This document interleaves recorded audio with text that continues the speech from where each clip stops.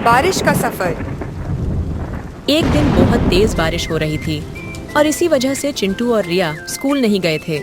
सुबह से बारिश हो रही थी, इसलिए उसके पापा ने भी ऑफिस से छुट्टी ले ली थी। बाहर बहुत तेज बारिश हो रही है ना रिया, क्यों ना हम इसमें नहाने जाएं? क्या कहती हो, तो फिर चले?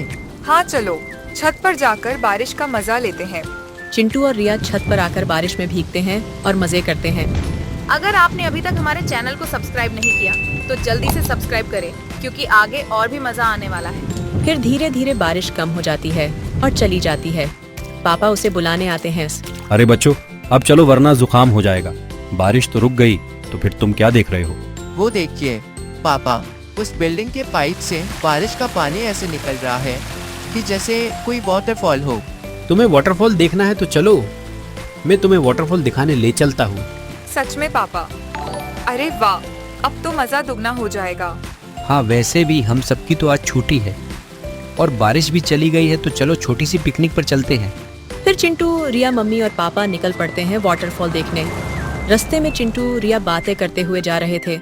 फिर वो सब लोग वाटरफॉल के लोकेशन पर पहुंच जाते हैं। अरे वाह, यहाँ पर कितना सुंदर नज़ारा है। बहुत खूबसूरत जगह है ये। हाँ, कितनी अच्छी खुशबू और हवा है यहाँ पर। ये तो बस शुरुआत है बच्चों, चलो वाटरफॉल के नज़दीक जाके देखते हैं, वहाँ पर और भी सुंदर नज़ारा है। बाद में सब लोग वाटरफॉल की तरफ चलना शुरू करते हैं। वाह, ये जंगल कितना सुंदर है मम्मा और पापा, ये बहुत ही प्यारा है।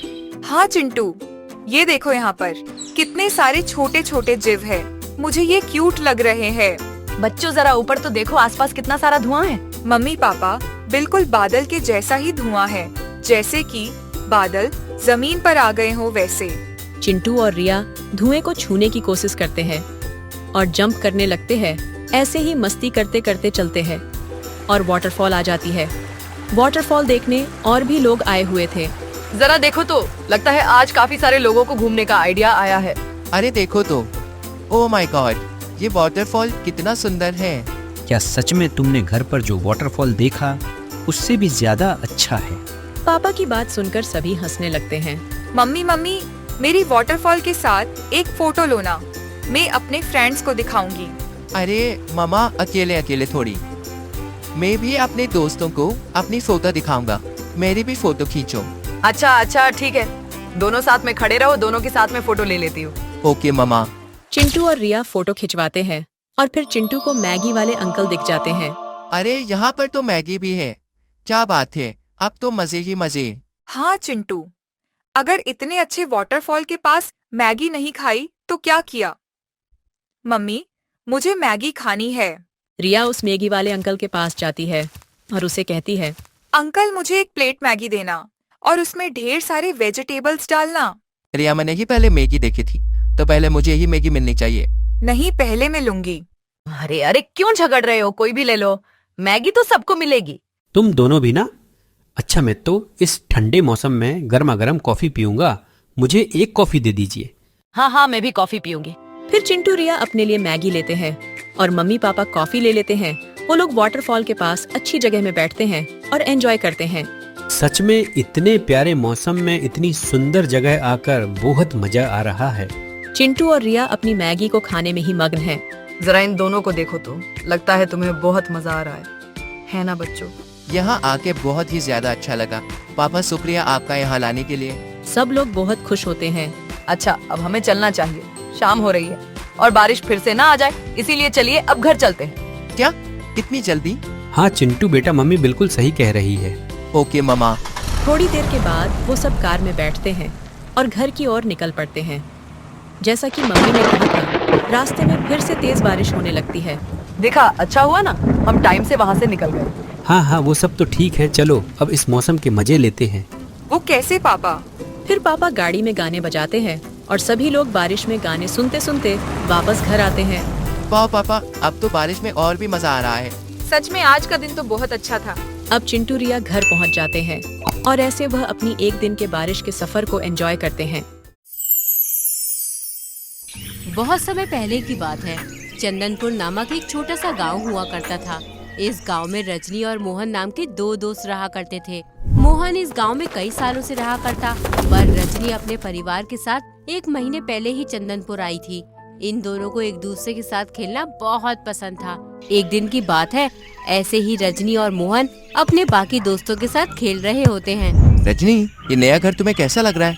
तुम लोग अच्छे से शिफ्ट हो गए? ये घर तो मुझे बहुत पसंद आया, लेकिन शिफ्टिंग तो अभी चल रही है। कई जगहों की साफ सफाई अभी बची हुई है। अच्छा, तो अभी किस जगह की साफ सफाई बची है? चलो हम मिलकर आंटी का हाथ बिठाते हैं। मुझे पता है, घर के पीछे साइड एक आंगन है। वैसे तो एक बार झाड़ू लगाई है, लेकिन वहाँ कई सारी पुरानी किताबें हैं। क्या कहा? पुरानी किताबें? चलो चल के देखते हैं, कहीं कोई किताब हमारे काम की भी मिल जाए तो मजा ही आ जाएगा। रजनी और मोहन घर के पीछे आंगन में पहुँचते हैं। अरे वाह रजनी, आंगन में आम और अमरूद के पेड़, इनमें हम चढ़कर खेल भी सकते हैं। कितना सुंदर लग रहा है ये पेड़।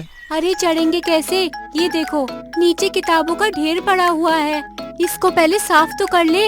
हाँ, फिर देर किस बात की, चलो शुरू करते हैं। वो दोनों किताबें हटा ही रहे होते हैं कि रजनी के हाथ एक कोई पुरानी किताब मिलती है, जिस पर परियों की तस्वीर बनी होती है। देखो, मैंने इस पुरानी किताब को कहीं और देखा नहीं है। वाह, ये बहुत ही दिलचस्प लग रही है। चलो हम इसे पढ़ते हैं।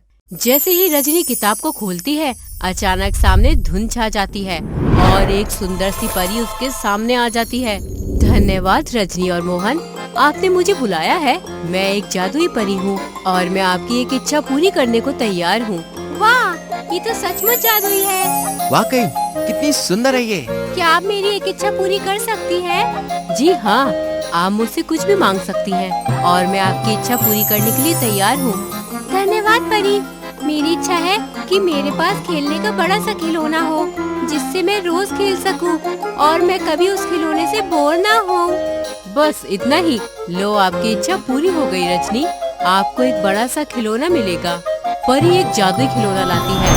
रजनी और मोहन उसे देखकर खुश हो जाते हैं। वाह, ये खिलौना बहुत खूबसूरत है।